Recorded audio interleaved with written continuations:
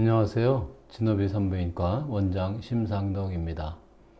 오늘은 먼저 번에 댓글로 여쭤주신 분이 있어서 성병에 대해서 말씀을 드리려고 합니다.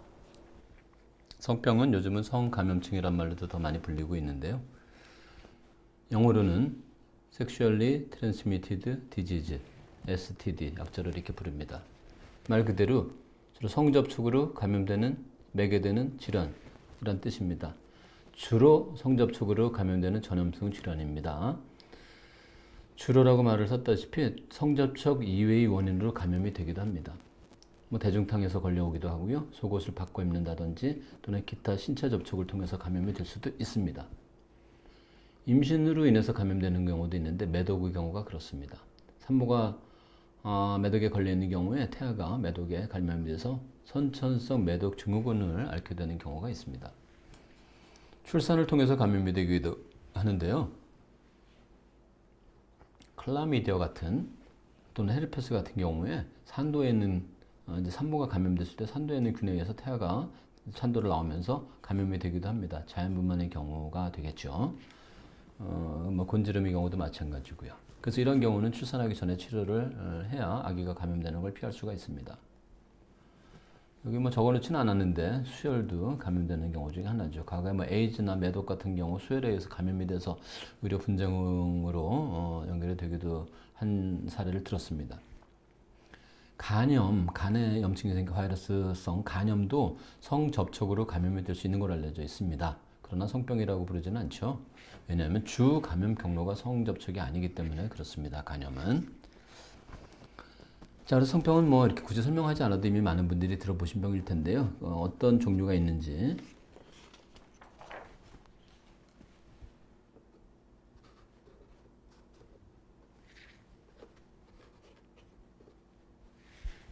살펴보겠습니다.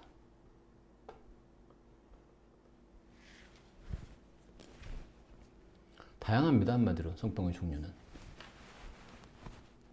성접촉으로 감염되는 질병들을 모아놨기 때문에 여러 가지 다양하게 감염될 수가 있죠. 기생충도 있고 원충 종류, 곰팡이균 종류, 리케차 생소한 병이죠. 리케차라는 균도 있고요.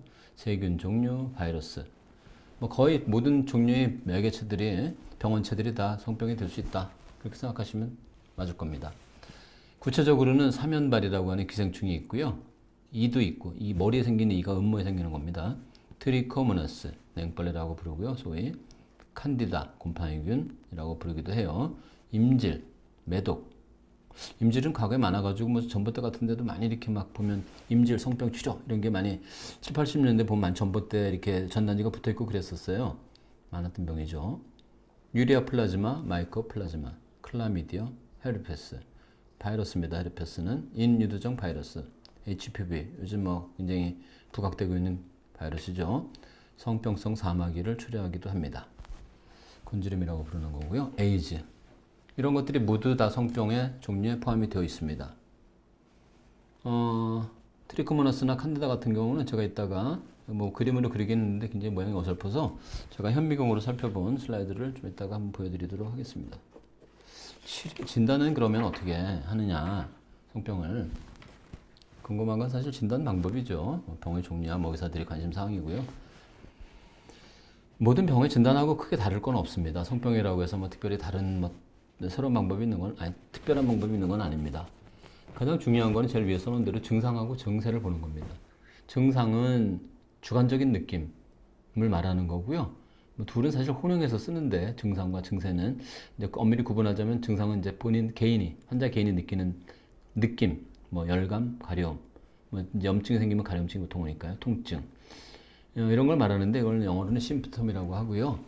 증세는 객관적으로 외부에서 알 수 있는 소견을 말합니다. 다른 사람이 봐도 알 수 있는 거죠. 체온이 올라가 있는 거는 체온계를 채우면 다른 사람이 알 수 있잖아요. 또 발진, 얼굴에 빨갛게 나는 거, 궤양, 헐어 있는 거죠. 피부가. 외음부 피부에 이제 궤양이, 이제 매독 같은 경우는 이제 궤양이 생기니까요. 그런 걸 봐서 판단하기도 합니다. 사인이라고 부르죠. 이학적 진찰은 내진 진찰 전에 제가 한번 말씀드렸는데 이렇게 이제 산부인과 경우에 이제 질환의 기구를 질경을 넣어서 살펴보는 그런 진찰, 육안으로 보는 시진이라고 하죠. 내과에서는 청진기 많이 쓰는데 이런 청진, 또 이렇게 만져보거나 눌러보는 촉진, 또 늘겨보는 타진, 그런 방법들을 다 이학적 진찰이라고 합니다. 현미경으로 관찰하는 방법도 과거에는 많이 쓰였는데 요즘은 그렇게 많이 쓰이지는 않습니다. 저는 지금도 현미경으로 가끔 냉벌레나 뭐 곰팡이균 같은 거 또는 세균 감염을 확인하기 위해서 관찰해 보기도 하고요. 또 검사실에서 균 검사라고 해서 현미경 관찰하는 방법을 쓰이기도 합니다. 지금도 쓰이긴 하는데 이제 과거보다 중요도가 많이 떨어졌죠. 질 분비물이나 요도 분비물을 이용한 항체 검사를 하기도 합니다. 면역학적 검사라고 하는데요. 감염이 되면 그 어떤 세균에 대해서 어떤 항체가 공격하는 항원이 들어오면 우리 몸에 항체라는 게 생기게 되니까 그런 항체를 면역학적 대응인 항체를 검사하는 방법입니다. 그리고 이제 최근에 들어와서 부쩍 많이 사용하는 방법인데 분자 유전학적 진단. STD 6종부터 뭐 24종까지 다양하게 있는데요. 뭐 6가지 본다는 의미에서 6종, 뭐 24가지는 24종 이런 식입니다. 그 몸속에 또는 그러니까 체내에 뭐 혈액이든 질 분비물이든 이 안에 그 어떤 감염을 나타내는 그 DNA 쪼가리가 이제 돌아다니기 때문에 그런 거를 특수 분자 유전학적 방법으로 검출해내는 방법입니다. 이렇게 질에 이제 여성의 경우죠. 이제 자궁이고 이게 질인데 질에 있는 분비물을 가른다라는 브러쉬로 채취를 해가지고 여기 특수 용기에 이렇게 담아서 분비물을 묻혀가지고 이렇게 담아서 보는 거니까 굉장히 간단하죠. 정확하기도 하고요. 혈액 검사도 쓰이긴 하는데 혈액 검사도 그렇게 많이 쓰이는 방법은 아닙니다. 과거에는 이렇게 이학적 진찰이나 증상으로 많이 증세로 많이 판단을 했는데 요즘에는 이런 분자 유전학 기술이 워낙 발달해가지고 어지간한 그 성병균들은 다 이 분자 진단이라고도 부르는 이 방법으로 다 검출이 됩니다. 정확성이 굉장히 높은 방법이라서요. 그 정확성이라는 건 민감도와 특이도가 다 높아야 되는데 민감도는 병이 있는지 알아내는 것, 그리고 특이도는 병이 없는 걸 없다고 말해주는 것이에요. 뭐 민감도만 높고 특이도가 낮으면 오진이 되는 경우가 많아서 병이 없는데도 병이 있다고 진단하는 경우가 많고, 특이도가 높고 민감도가 낮은 건 특이도, 그러니까 병이 있다고 나면은 그 병이 있는 건 맞는데 검출률이 워낙 낮다. 그 뭐 100명 검사했는데 한두 명밖에 검출이 안 된다. 그러면 그것도 쓸모가 없는 검사죠, 활용하기가. 그래서 민감도랑 특이도가 다 둘 다 높아야 되는데 이제 분자 유전학적 검사 방법들이 이게 상당히 높은 걸로 알려져 있어서 요즘 많이 쓰이는 방법입니다. 다만 아직은 의료보험 적용되는 사례들이 많지 않아서 비급여 검사이기 때문에 뭐 굉장히 몇만 원에서 10몇만 원까지 비용이 좀 많이 드는 단점이 있습니다. 그러나 이제 뭐 남자친구나 남편이 감염이 되어 있다든가 뭐 증상이 객관적으로 뚜렷해 갖고 감염 의심이 들 때는 보험 적용해서 검사를 하기도 하는데, 그런 경우에는 좀 비용이 일반 수가에 비해서 한 뭐 2분의 1이나 3분의 1로 저렴하게 검사할 수가 있습니다. 어쨌든 이런 이제 기술의 발달이 점점 진단을 좀 쉽게 만들어주고 있어서 그 점은 다행이라고 해야 되겠죠. 지금부터 보여드리는 것은 저희 병원에서 제가 사용하고 있는 현미경의 모습과 현미경으로 확인한 냉검사의 여러 가지 모습입니다. 정상 소견의 냉검사 모습부터 동글동글하게 많이 보이는데 염증세포라고 합니다. 세균성 질염의 소견입니다. 막대기처럼 길쭉하게 보이는 것들이 곰팡이균이라고 하는데 칸디다균에 의한 질염입니다. 냉벌레의 모습이고요. 타원형으로 생긴 것이 냉벌레인데 지금은 정지된 사진이라서 움직이는 모습이 보이지는 않습니다. 세균성 질증이라고 하는 것이 냉검사 모습입니다. 그리고 질염하고는 관계없지만 궁금해하실 것 같아서 잠깐 보여드립니다. 정자의 모습입니다.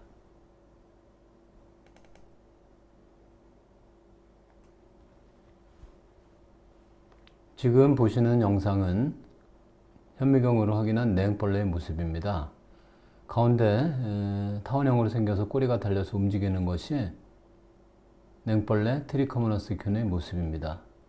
오래전에 촬영한 사진이라서 좀 해상도가 낮게 촬영이 되었네요. 치료가 이제 진단을 하면 그 다음에는 항상 치료죠. 따라서 나오는 게. 성병의 치료도 뭐 다른 치료 방법과 크게 다를 건 없는데 뭐냐면 하나 다른 게 좀 있긴 있는데, 보통 이제 연고나 소독하는 게 기본적인 치료입니다. 뭐 바르는 거죠. 병변 부위에다가 약을. 뭐 항생제 연고를 바르기도 하고 뭐 항생제 소독액을 이용해서 소독을 하기도 하고, 모든 피부 병변에는 이런 게 가장 기본적 치료입니다. 성병도 이제 출발을 보통 외음부의 염증이나 질염으로 출발을 해서 뭐 경부염, 내막염, 난관염, 골반염까지 이렇게 진행이 되는데 골반염 같은 경우는 속안에 있으니까 또 내막염도 자궁 내막이기 때문에 연고를 바르거나 약을 넣을 수는 없는데 외음부나 질은 연고랑 소독을 통해서도 많이 치료를 할 수가 있습니다. 물론 가장 중요한 치료는 먹는 약이나 주사약을 쓰는 것이죠. 모든 감염 질환 때 마찬가지. 먹는 약이나 주사약은 이제 페니실린 뭐 많이 들어보셨죠? 페니실린이 획기적인 역할을 해서 요즘 매독과 임질이 많지 않은데 이 페니실린이 큰 역할을 했기 때문입니다. 지금도 매독에는 페니실린이 특효약으로 알려져 있고요. 근데 가끔 이 주사약하고 먹는 약을 이제 중에서 주사약을 특히 선호하는 분들이 있습니다. 먹는 약보다 효과가 높을 거라고 생각을 해서요. 그렇지 않습니다. 주사약이란 투여 방법이 주사를 통해서 혈관을 통해서 하는 것 뿐이기 때문에 아니면 근육 주사를 통해서 하는 것 뿐이기 때문에 위장이나 이런 데 거치지 않고 흡수가 좀 빨리 된다는 것 뿐입니다. 그리고 약을 먹기 어려운 분들, 뭐 수술 환자들을 금식하고 있어야 되면은 그런 경우 먹기 어려우니까 주사약을 쓰는 것 뿐이지 주사약을 쓴다고 더 특별히 효과적인 건 아닙니다. 그래서 먹는 약을 쓸 수 있으면 먹는 약으로 치료를 하고요. 이제 먹는 약을 쓰기 어려운 분들, 위험이 심하게 있거나 수술 중이라 금식인 분들이나 빠른 치료 효과를 빨리 좀 효과가 나타나야 될 때 그때 주사약을 쓰는 겁니다. 가끔 뭐 연세 많으신 분들이 약을 처방을 하면은 먹는 약을 주사를 놔주십시오. 막 이렇게 얘기하시는 분들이 있는데 주사라고 효과가 있지는 않다는 점 이해를 해 주셨으면 좋겠습니다. 치료에 왜 상모가 이렇게 들어가 있나 궁금해하시는 분들이 있을 텐데요. 아까 처음에 성병의 원인균 중에 사면발이하고 이라는 게 있다 그랬잖아요. 그건 그 음모에 기생하는 기생충이에요. 벌레 같은 거. 그래서 음모를 깎고 샴푸 같은 치료약을 바릅니다. 음모를 깎지 않고 바르면 치료하기가 좀 어려워요. 그래서 상모가 들어가 있는 겁니다.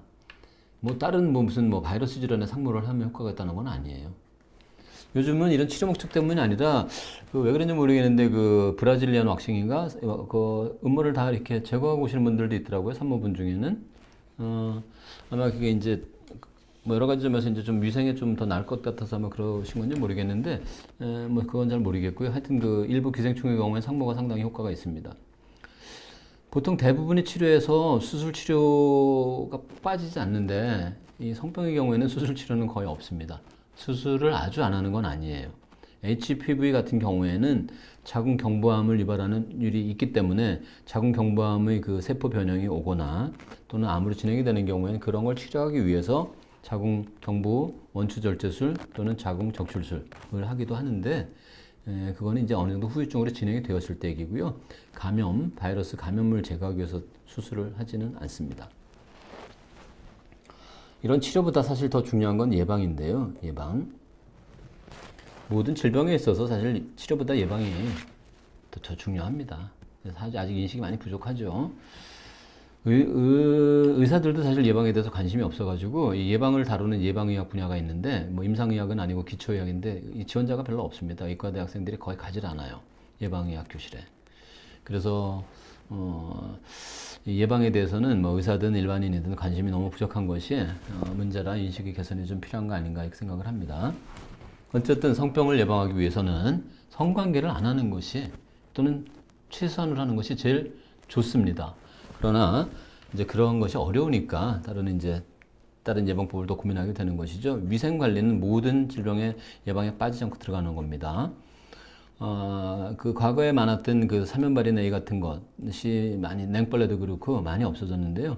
아마 이 위생이 발달하면서 줄어든 거 아닌가 이렇게 생각을 합니다. 콘돔이 성병의 예방을 위해서 현재로서는 가장 효과적인 방법인데요. 남성용 콘돔을 말하는 겁니다. 여성용 콘돔인 페미돔은 피임 효과는 있지만 성병 예방 효과는 없습니다.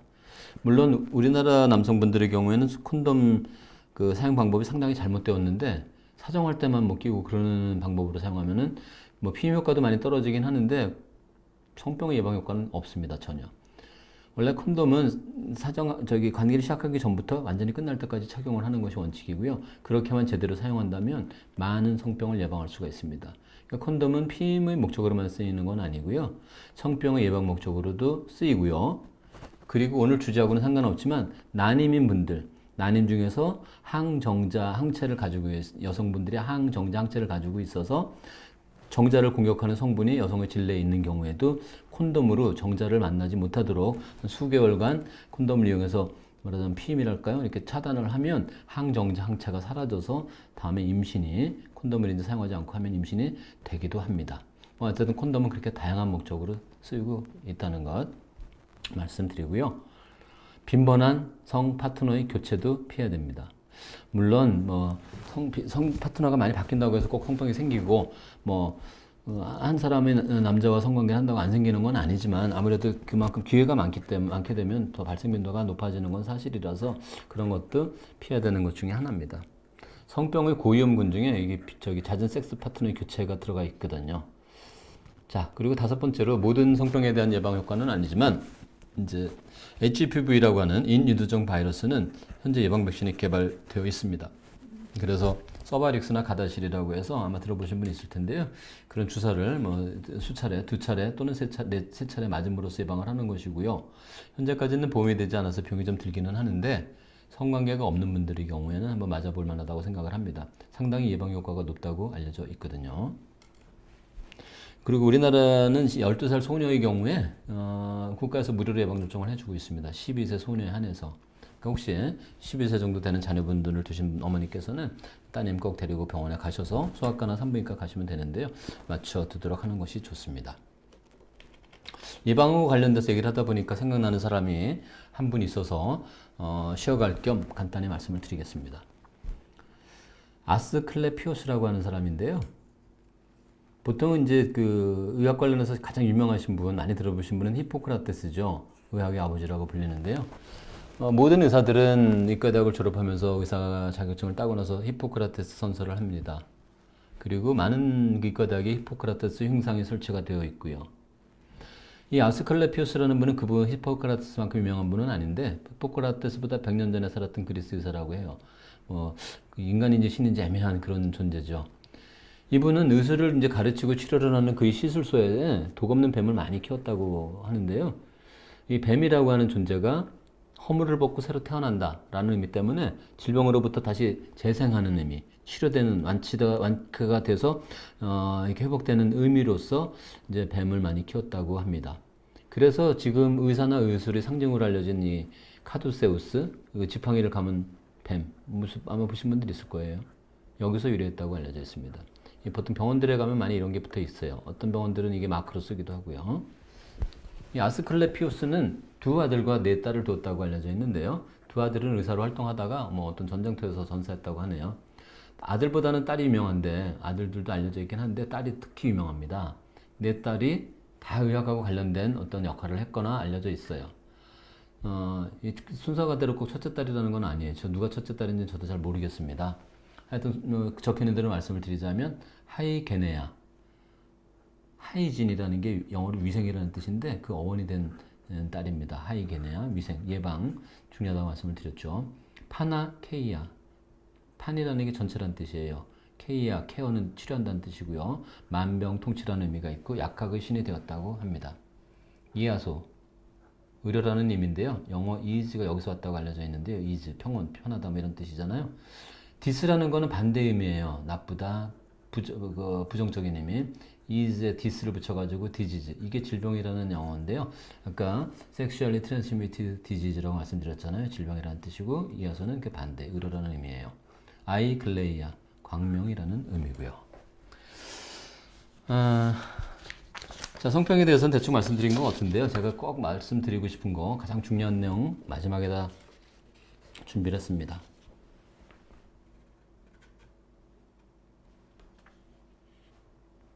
성병에 대해서는 상당히 오해와 편견이 있습니다. 성병이라는 말 자체도 어감도 상당히 지금 좋지 않아서 성감염증이라고 하는 말로 바꿀 정도인데요. 자, 그 몇 가지 오해에 대해서 말씀을 드리겠습니다. 첫째, 성접촉으로만 걸린다. 틀린 말입니다. 성접촉 이외의 경우로도 감염이 될 수 있다고 말씀을 드렸죠. 제가 전에 어떤 진료했던 분 중에 이제 냉벌레, 트리코모나스 감염된 분이 있어서 왜 걸렸냐고 여쭈시길래 성접촉으로 주로 걸리긴 하는데 그 이외의 원인으로도 감염이 됩니다. 뭐 이런 취지로 말씀을 드렸는데 바로 가자마자 남편분하고 같이 다시 달려왔어요. 이제 집에 가서 이제 대판 부부싸움을 하셨나 봐요. 이제 남편 때문에 생겼다 이거죠. 자기는 이제 다른 데서 걸려올 일이 없으니까. 그래서 남편이 이제 항의차 뭐 거의 끌려다시피 왔더라고요. 자기는 전혀 외도를 적이 없는데, 어디 샀는지 모르겠는데 지금 집사람이 지금 난리가 났다. 그러면서 이제 얘기를 하셨어요. 뭐 외도를 해서 걸려온 건지 아니면 뭐 다른 경로로 감염된 건지 모르는데 어쨌든 성접촉으로만 걸리는 건 아니라는 얘기를 해서 어쨌든 해명을 해드리긴 했는데 아마 두 분이 그렇게 썩 그렇게 잘 의혹이 풀렸는지는 모르겠어요. 하여튼 굉장히 난감했던 기억이 있는데요. 기억해 둘 건 성접촉으로만 걸리지는 않는다. 성접촉으로만 감염되는 건 아니라는 점 잊지 마시고요. 치료가 어렵거나 재발이 잘 된다. 이렇게 많이 알고 있습니다. 난치병으로 알고 있어요, 성병을. 그렇지 않습니다. 치료가 어렵거나 재발이 잘 되는 건 성병이라서 그런 게 아니고요. 내성균인 경우에 치료가 어렵고 또 면역성이 떨어져 있는 경우에 재발이 잘 됩니다. 그래서 그 오랜 동안의 장기적인 뭐 수술을 받고 누워 있는 분들이라던가 당뇨가 있거나 피임약을 장기적으로 복용하거나 이런 분들은 질의 환경이 균이 번식하기 좋은 환경이기 때문에 재발이 잘 되고요. 오랜 기간에 균을 가지고 있으면서 균이 내성이 생겨 있는 경우에는 항생제 반응을 잘 안 해서 치료가 어려울 수 있습니다. 그러나 이건 성병만 그런 게 아니고 모든 질병이 마찬가지입니다. 성병이라고 해서 특별히 치료가 어려운 건 아니라는 점. 그리고 반드시 증상이 있다. 틀렸습니다. 증상이 없는 경우도 많습니다. 무증상. 보통 뭐 감염이 되면은 특히 성병 같은 경우 냉이나 뭐 배뇨통, 잔뇨감, 빈뇨, 가려움 이런 게 많이 있는 줄 알고 있는데요. 그런 증상이 없으면 감염 없는 걸로 알고 있는 분들이 많은데 그렇지 않습니다. 증상이 있느냐 없느냐, 특히 심하게 있느냐 없느냐는 건 뭐 성병이라 다른 병도 마찬가지인데 급성기 감염 때는 증상이 보통 심하게 나타나고요. 만성일 경우에는 증상이 그렇게 심하지 않습니다. 별로 좋은 예는 아닌 것 같은데 간염 같은 경우도 아까 간염이 나와서 말씀드린 건데 급성 간염은 굉장히 증상이 심하게 나타나고 전격성 간염으로 진행이 되기도 하는데 만성 간염은 뭐 좀 피로를 느낀다거나 심지어는 아무 증상이 없기도 하고 증상이 없는 경우가 많습니다. 증상의 유무로 질병을 판단해서는 안 된다는 것. 증상이 없어도 얼마든지 성병에 감염이 되었을 수 있습니다. 그러니까 정기적 검진이 꼭 필요한 것이죠. 성병에 걸린 사람과 성접촉을 하면 반드시 성병에 걸린다. 이것도 틀린 말입니다. 물론 성병이라는 게 주 감염 경로는 성접촉이긴 한데 성접촉을 했다고 해서 꼭 걸리는 건 아니에요. 그 균의 종류마다 감염률, 전파율이 다 다르기 때문에 한마디로 얘기를 드릴 수는 없는데 뭐 가장 무서워하는 에이즈, 뭐 굉장히 상당히 공포스러운 병으로 사람들이 옆에 에이즈 환자만 있다고 하면 굉장히 막 이렇게 벌벌 기는데요. 에이즈만 해도 100번의 성접촉을 해야 감염이 될 수 있다고 그렇게 알려져 있어요. 그러니까 뭐 한번 성관계했다고 해서 감염이 되는 건 아닙니다. 다른 매독이든 뭐 임질이든 다 마찬가지예요. 한 번 감염으로 꼭 감염이 되는 건 아닙니다. 뭐 그렇다고 해서 그렇게 다 감염되는 건 아니라고 해서 뭐 대충 아까 콘돔 사용도 안 하고 이렇게 대비를 소홀히 해라 그런 뜻은 아닙니다. 오해는 하지 마시고요. 그리고 성적으로 문란한 사람들이 걸린다. 이거는 사실 뭐 X표를 하긴 했는데 일부 뭐 맞는 측면도 있습니다. 아까 처음에 얘기 드렸다시피 이제 섹스 파트너가 자주 바뀌는 분들의 경우에 더 감염이 될 찬스가 더 높은 건 사실이라고 말씀드렸잖아요. 아무래도 기회가 많으니까요. 그러나 성적으로 섹스 파트너가 많이 있는 분들도 조심만 하고 관리 잘 하면 감염이 안 될 수 있습니다. 그리고 성 파트너가 한 명인, 뭐 남편 한 명인 분이라 하더라도 남자친구 한 명뿐이다. 그래도 얼마든지 감염이 될 수 있고요. 그러니까 꼭 문란한 사람이 걸리는 거는 아니라는 걸 알아야 되는데 이 점 때문에 상당히 오해를 많이 받고 있죠. 그리고 무서운 병이다. 뭐 글쎄 어떤 거는 무서운 병이고 어떤 거는 안 무서운 병인지 저는 모르겠는데 무서운 병은 이제 에이즈 같은 거 치료하기 어려운 것들을 그렇게 아마 이제 얘기하는 것 같은데요. 에이즈도 요즘은 이제 칵테일 치료라고 그래서 여러 가지 항생제를 동시에 복합 치료함으로써 거의 완치는 아니지만 완치에 가깝게 관리를 하면은 상당히 효과를 볼 수 있다고 알려져 있습니다. 매독은 뭐 과거엔 무서운 병이었지만 지금은 뭐 페니실린에 의해서 거의 박멸되다시피 했고요. 뭐 비교적 치료가 그 쉬운 편에 속하는 것이고 그렇게 무서운 병이라고 후유증을 많이 남기거나 아주 불치병은 아니라는 겁니다. 그리고 맨 마지막 더럽고 수치스러운 병이다. 아니라고 저는 생각을 합니다. 병이라는 것에는 이렇게 뭐 어떤 거는 더러운 병이고 어떤 거는 안 더러운 병이고 그런 게 있는 게 아닙니다. 도덕적 기준으로 병에다가 잣대를 들이대서는 안 된다는 거죠.